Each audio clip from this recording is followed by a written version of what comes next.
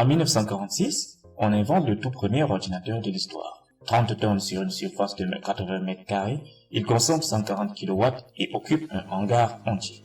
Il est exclusivement réservé à des recherches militaires. On est encore loin d'une technologie accessible à tous et facile d'utilisation. 20 ans plus tard, le mastodonte a été miniaturisé. Exploit informatique, il peut être transporté sur la banquette arrière d'une voiture.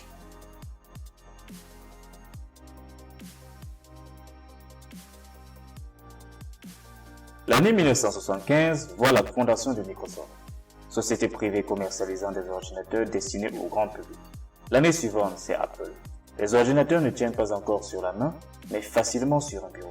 En 1980, la France développe son Télétel, le premier réseau télémotique grand public. Il est connu pour son terminal de Minitel. Un tournant majeur est alors amorcé avec la commercialisation du Macintosh. Pour la première fois, un ordinateur comprend un logiciel de dessin, un traitement de texte, une souris et une interface graphique.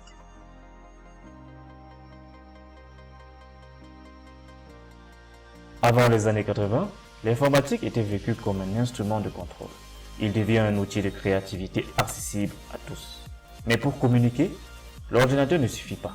Il faut le connecter à un réseau. Ce réseau est développé en parallèle de l'informatique, mais de façon beaucoup plus discrète.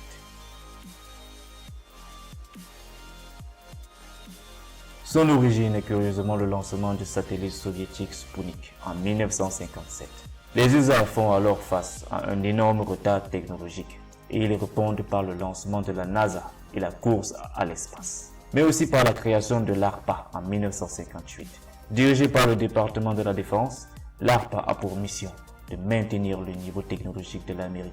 Loin devant ses concurrents et ennemis, extrêmement active, l'armée américaine lui doit notamment le système GPS, les drones Predator ou encore les exosquelettes Exos.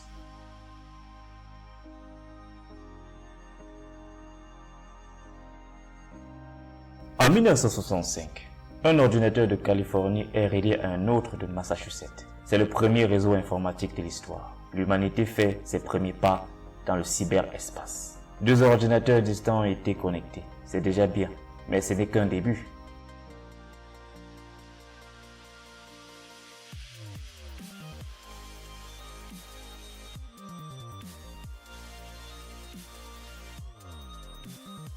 L'idée est de créer un réseau sous forme de grande étoile. On sait qu'un système centralisé est vulnérable, car la destruction de son noyau provoque l'anéantissement des communications. C'est à ce moment qu'entre en scène Lawrence J. Roberts. Roberts est un informaticien physique et mathématicien américain. Ayant intégré l'ARPA, il élabore un projet appelé ARPANET. En 1967, enceinte d'Internet, son objectif est d'arriver à transmettre l'information d'un ordinateur à un autre, en passant par un réseau téléphonique. Le 29 octobre 1969, l'année du premier pas sur la Lune, le premier message est envoyé.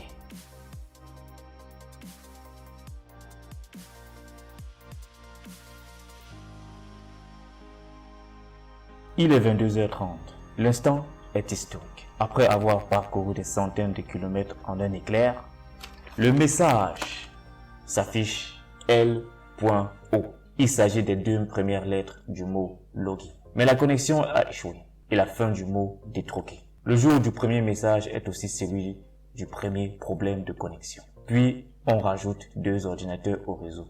4 postes informatiques distants forment le noyau du futur, Internet. Rapidement, on cherche à sécuriser les connexions, à les alléger. Le meilleur moyen est de découper les messages sortants en plusieurs morceaux, chacun plus léger donc plus facile à envoyer. Expédiés séparément, ils sont reconstitués à l'arrivée sur l'ordinateur destinataire. Un nouveau protocole appelé TCP/IP augmente la sécurité de ce découpage en morceaux et garantit leur bonne livraison. Au début des années 70, la technique est prometteuse, mais seule, elle ne sert à rien. Reste à s'en servir, lui trouver des applications et le potentiel est énorme.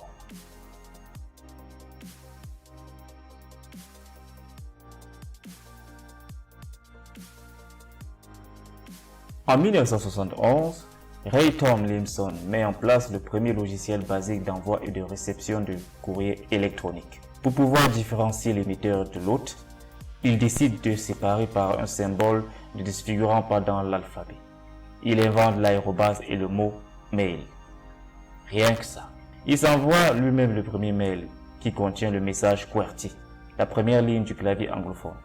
En 1983, la partie de l'Internet appartenant aux forces armées des États-Unis est séparée du réseau et devient le MailNet. À la fin de la décennie, les particuliers et les entreprises privées accèdent au réseau. Pour la première fois, on commence à utiliser le mot Internet.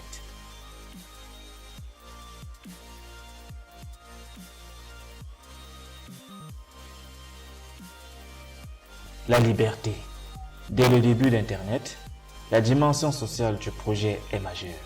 Les avancées technologiques sont le fruit d'idéologies et de communautés particulières qui ont fait d'Internet ce qu'il est aujourd'hui. Car si Internet est un projet financé par les militaires, il a été construit par des hippies. Les communautés hippies sont nées aux États-Unis au début des années 1960.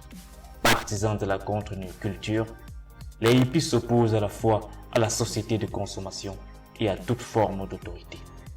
Internet fonctionne aujourd'hui selon une logique horizontale. Toutes les pages qui constituent la toile sont au même niveau. Aucune n'est dominant dans la structure, ce qui n'est pas un hasard.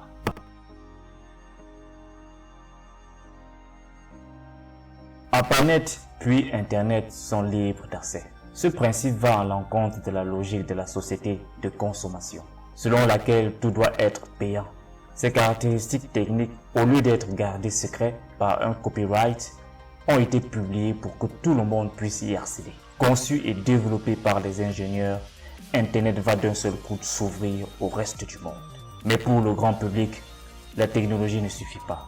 Il faut qu'elle soit accessible, ergonomique et intuitive.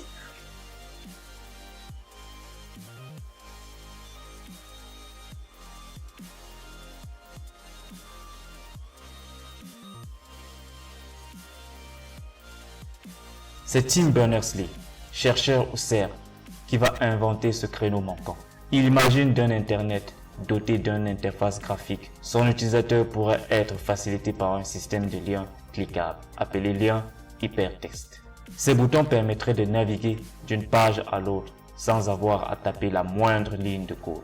À l'aide d'un petit programme d'édition, n'importe quel utilisateur pourra créer son propre site et l'héberger au sein d'un système mondial. Le 13 mars 1989, Tim Berners-Lee synthétise cette vision dans un mémo qu'il donne à son supérieur. Ce dernier annote « Vagnum Exiting ». Tim Berners-Lee a carte blanche. Le 6 août 1991, il annonce la création du World Wide Web, les protocoles HTTP et FTP et du langage HTML. Le web est né. Le tout premier site hébergé sur le serveur du CERN est mis en ligne. C'est un mode d'emploi du web hébergé sur l'ordinateur Tim. Il décrit les principales caractéristiques du web et explique comment configurer son propre serveur. Plus important, il donne accès au code source. Chaque personne dans le monde peut récupérer le cœur d'Internet. Personne ne pourra plus le vendre. Par ce geste, Tim offre le web à l'humanité.